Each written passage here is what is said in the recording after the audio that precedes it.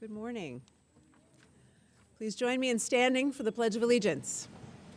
I pledge allegiance to the flag of the United States of America and to the republic for which it stands, one nation, indivisible, with liberty and justice for all.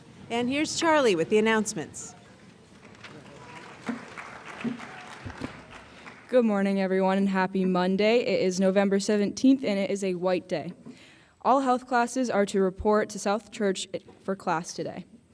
The Giving Tree tags are here. Stop by the Ranger First Floor Breezeway, take a tag, and purchase a gift. Return the tag and unwrapped gift to Colby 303 by Monday, December 1st. See Mrs. Cavito with any questions, and thank you for your generosity. On Wednesday evening, the annual Graham S. Newell Poetry Declamation will take place by the library fireside. The event starts at 7 p.m. and will take no more than an hour. The event is free and open to the public, and refreshments will be served. All are welcome. Come listen to some great poetry.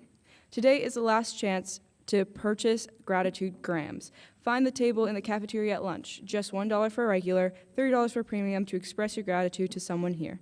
Thank you, SJA. The junior class is grateful for you all. HOSA meets in Streeter 241 every Tuesday at 3. Come check it out if you're interested in science or plan on going into the medical field. Please let me know if this works. Thanks. Wait, I think that was in the email. Hold on. This Wednesday in a classroom near you, Ms. Fatides, Ms. Stark, and Mr. Jones will hold a student AI forum. This is an open invite to all students. Want to help shape how our school approaches AI? Come on down to Ranger 117 this Wednesday at 2:50.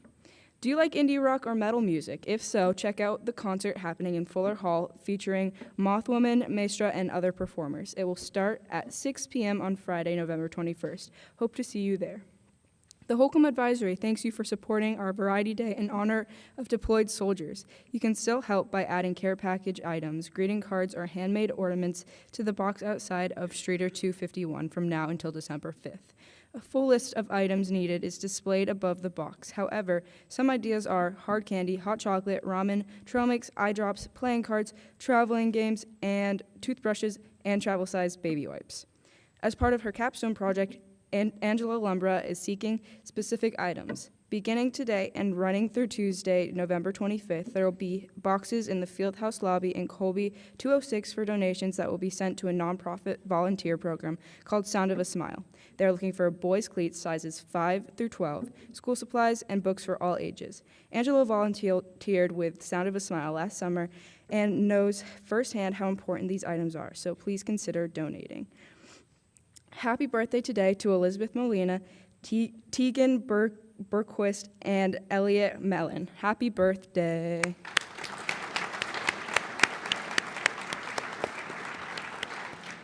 And then for weather today, or this week, it will be a high of 40s and won't be snowing until Thursday, and it will be raining and snowing that day. So that's it. Have a great week.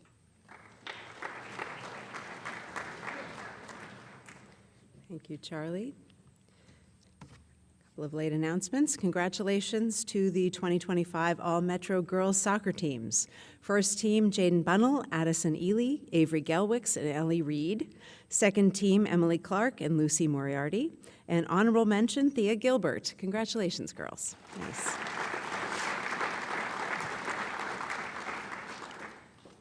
So happy Monday, everyone. I want to give huge appreciation for everyone involved in Midsummer Jersey this past week and weekend.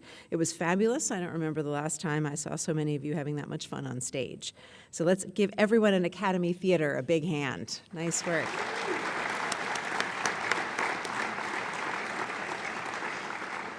We have a couple of guests with us, so I'm going to cede the stage quickly this morning. First, to introduce our Caldwell speaker, please welcome Elsie Smith and Rain Rashid.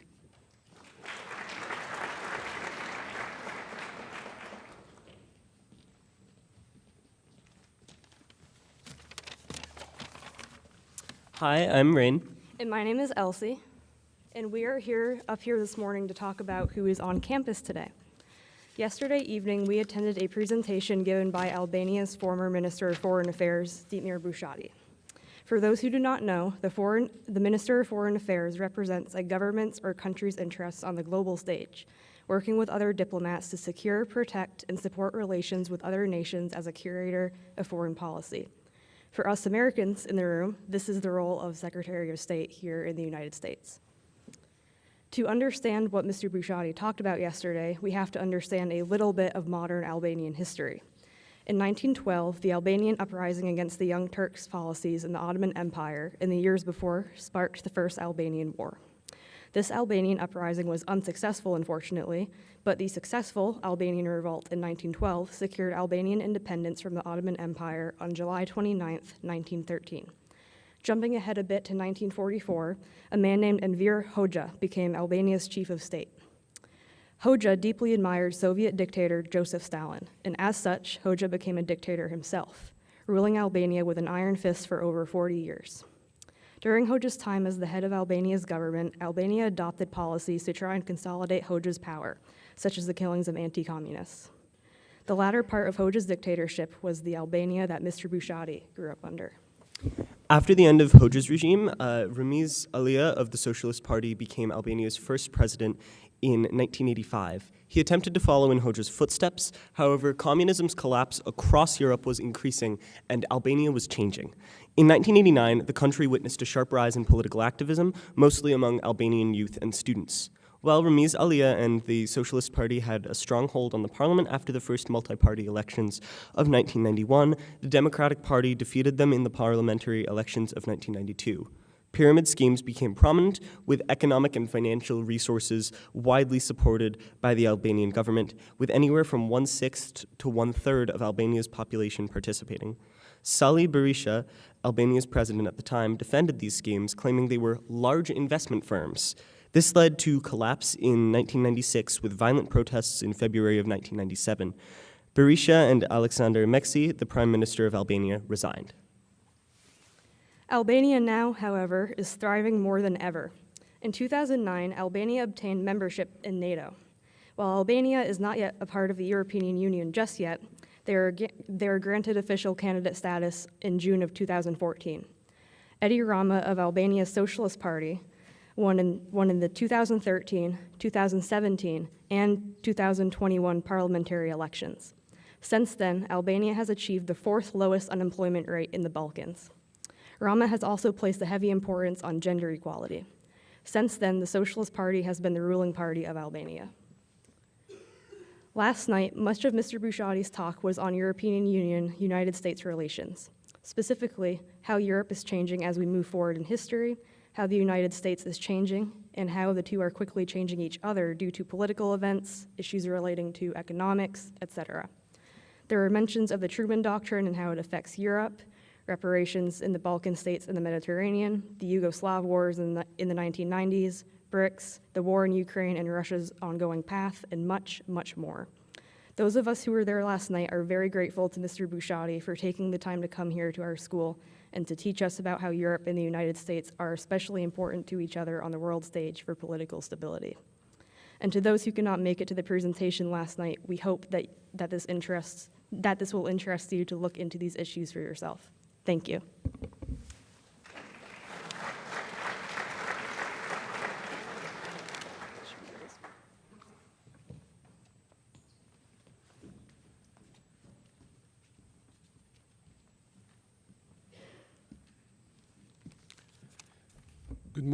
Good morning, everyone. What a gathering. I'm so honored and so happy to be with you today. I was told actually by Glenn that apart from the lecture and from the talk last night, I would be having a talk for the chapel, as he was saying to me, and I thought that maybe there will be only few students in the class and I would tell a little anecdote. But now I see that this is a huge crowd. Congratulations. I do come from a country that we don't have such a tradition, so I'm really surprised in a positive way to learn that this is a ritual in your case, with the exception of Wednesday. I remember when I was a child, when I was a student, every Monday we were playing the national anthem. We were singing the national anthem, but we're not having such discussion as you are having right now. Today I would like to share with you, because I don't have a prepared speech, and that's even better for you, because when politicians start speaking, I mean, they speak at length. I would like to share with you a couple of points, inspired a little bit also by the presentation of your colleagues about my country, Albania, which is in Southeast Europe, located in between Italy and Greece. What it means for us, or for my generation, to be raised in times of profound change. Because sometimes when you talk with colleagues, we get the wrong impression that now we are living at times of profound changes. Indeed, for my generation, the profound change was related with the fall of communism. I was 12 years old when the Berlin Wall fell, and we were so much isolated from the rest of the world. We were basically cut off from the rest of the world. We knew only ourselves, and we knew foreigners from TV and from media. So basically, we were opening up towards the world, towards the unknown world. So the whole philosophy of life was changing. We were a central-based economy, so everything was state-owned, and we were going towards the free market economy. We were a dictatorship regime, and we were going towards a fully fledged democratic society, and we were all thinking that now this is for granted. What happened to me and to most of the people at my generation? The first question is where I come from. So I do come from a family which has a rich historic tradition in the country, because it used to rule the country during the Ottoman Empire and also to fought against Ottoman Empire. So the family background is quite rich. I have a genealogical tree at my home which goes back to 1,400 years, and I'm proud of it. My parents had a decent job and a decent work during communism, but because the system changed, they lost their job. So basically, the family was facing tremendous difficulties. My sister and myself, my sister now is an American citizen, and myself, we had to fight hard, we had to work hard. So my first takeaway for you is, no matter how talented you are, you have to work hard. And only the hard work pays you off. Bear this in mind. My second takeaway, also from my journey to politics and to public life, is that the family you come from, it's an important asset, but it's not sufficient. You are responsible to bring something different in life. You are responsible to bring an added value into life. So you'll be judged by the value, the added value you bring in life, by the family you are going to create in the future. My third takeaway is in relation to the values. Is in relation to the values you believe in. Sometimes those values are being called into questions by your friends, by the adversaries, by the state policies, by certain groups, by certain actors. My experience is telling me that you need always to stand up for the values, because your success depends on your integrity. Your success depends on the courage to speak about your values and to stand up for your values. I wish you all the best in your future endeavors, and needless to mention that I'm so moved to be here with you today. Thank you so much.